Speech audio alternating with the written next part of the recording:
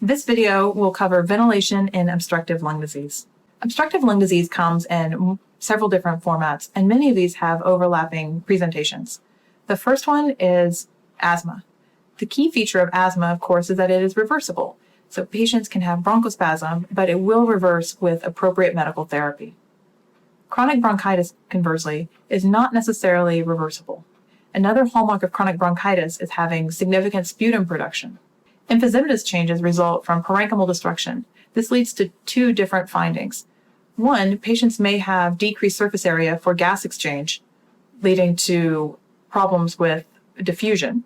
Another is that they have floppy airways that may collapse and compress, especially in the situations of mechanical ventilation. Here's a chest X-ray of a patient with significant COPD. She has flattened diaphragms, enlarged lungs, and you can see that she has compression of her cardiac silhouette. What we worry about when these patients are placed on the mechanical ventilator is air trapping. As we discussed in the physiology video, air trapping can be a potentially deadly cause of decompensation for patients who are ventilated with obstructive lung disease. What occurs is a patient may still be exhaling, given a prolonged expiratory phase, and the next breath will come. This leads to trapping of air with increasing in volume and pressure with each breath. Over time, you can imagine that pressure can build up and lead to compromise in the respiratory function as well as their patient's hemodynamics. What we see in the patient's ventilator can be the continued flow when the next breath comes. This is illustrated here by the red arrows on this ventilator tracing.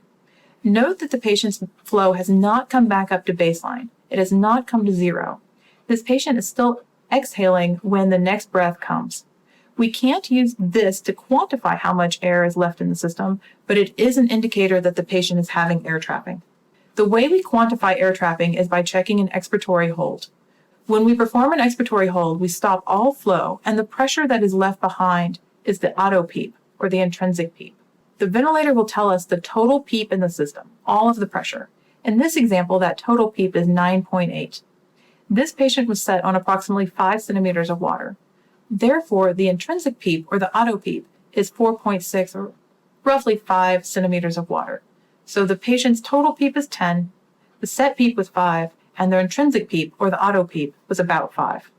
Here's another example, 2 expiratory holds being performed one right after another. As opposed to the last patient who had an auto PEEP of about 5, this person has an auto PEEP, or an intrinsic PEEP, of about 11. 5 is an area where we would need to take action, but 11 is very concerning because this is pressure that's being exerted into the system that is not helpful and is not participating in gas exchange. One of the most important factors to address in a patient who is being ventilated with obstructive lung disease is the respiratory rate. There are many ways to increase the time for a patient to exhale, but the respiratory rate is the most efficient. That's illustrated by the diagram here. Here, 2 patients are set with the same inspiratory and expiratory ratio of 1 to 2. Yet one patient is being ventilated with a respiratory rate of 10, where the other patient is being ventilated with a respiratory rate of 20. The red boxes indicate the exhalation time. You can see that changing the respiratory rate from 20 down to 10 is going to dramatically increase the amount of time that the patient has to exhale, even for the same I to E ratio. Therefore, when a patient has air trapping or is having difficulty with obstructive ventilation, decreasing the respiratory rate is one of the most important things we can do. Here's an example of ventilator settings for a patient who has obstructive disease. If you look at the bottom of the ventilator screen, you can see that the patient is set on a tidal volume of 350 mLs, has a respiratory rate of 14, a low PEEP of 5, and is set on 40% FiO2, as this patient does not have any issues with oxygenation. I would note that the respiratory rate of 14 is adequate for this patient, but in some circumstances, it may need to be even lower. Another thing that you may notice about this ventilator screen is that the patient is quite dysynchronous with the ventilator. You can see that there are jagged, irregular tracings here. When a patient has obstructive lung disease, just as with ARDS or pretty much any other disease requiring mechanical ventilation, we really don't want that patient to be dysynchronous.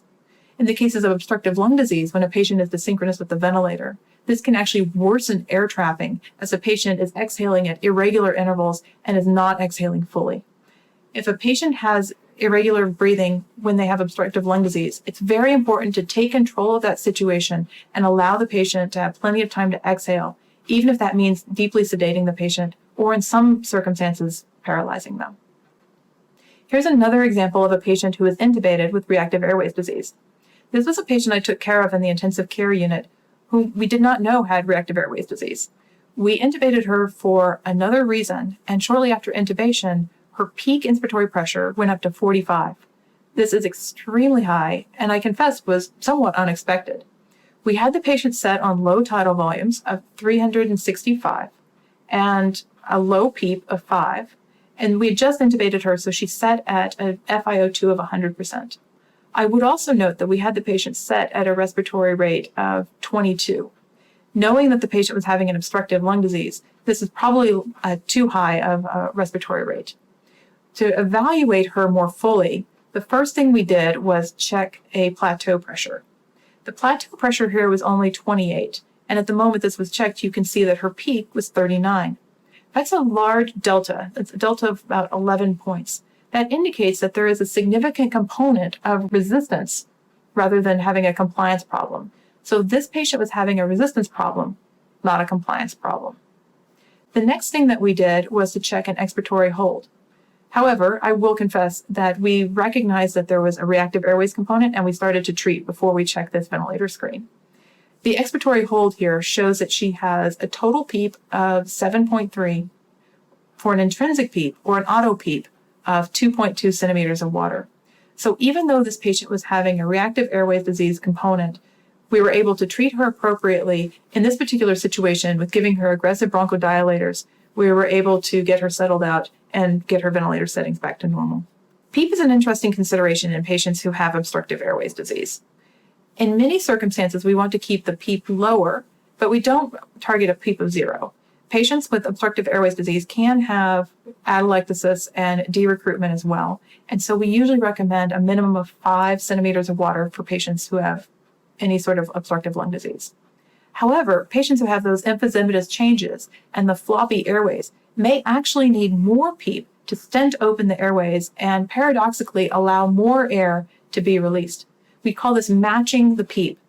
To do this, we check the auto PEEP and determine how much pressure is left in the system when the patient is exhaling. We can then increase the set PEEP to the auto PEEP to match their intrinsic PEEP. Here's another example of ventilator screen for a patient who has obstructive airways disease. We can see here that the patient is set at 450 cc's. The patient has a respiratory rate of 20, which again might be a little bit too high for this patient, a PEEP of 5, and an FiO2 of 40%. The total PEEP in this scenario is 11, and an intrinsic PEEP or an auto PEEP measured of 5.6. To address this, my first move would be to turn down the respiratory rate. 20 is too high for this patient and is not necessary. Here's an example of a patient who presents with a combined resistance problem and compliance problem. This is a patient with very severe COPD. COPD severe that you can't even see her diaphragms. The lungs are so elongated and the diaphragms are flattened such that they are not visible on this screen. You can also see that she has a very substantial left-sided pneumonia, which is causing a problem with her compliance. She was intubated and ventilated, and this is the resulting screen. She was set on a tidal volume of 400, which was approximately 7 mLs per kilogram for her. She had a respiratory rate of 16, PEEP of 10, and 100% FiO2, as she was still profoundly hypoxemic. Looking at her screen, you can see that she as well is not synchronous with the ventilator at all.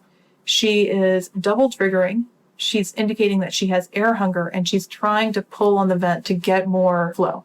Her peak pressure here is 54. Seeing this, we were very concerned that she had breath stacking, that her irregular breathing pattern was leading to her having increased auto PEEP and was creating a concerning scenario.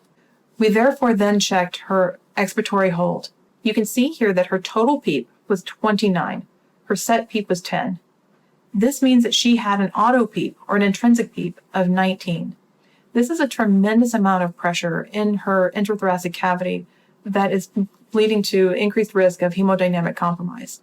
In this scenario, we took the patient off of the ventilator, pressed on her chest, and allowed her to exhale.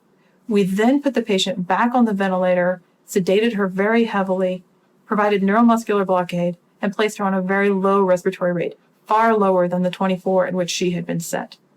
With these maneuvers, we were able to settle the patient out and get her to a good place. This concludes the video on ventilation in obstructive lung disease. For more details, please refer to the written materials. Thank you.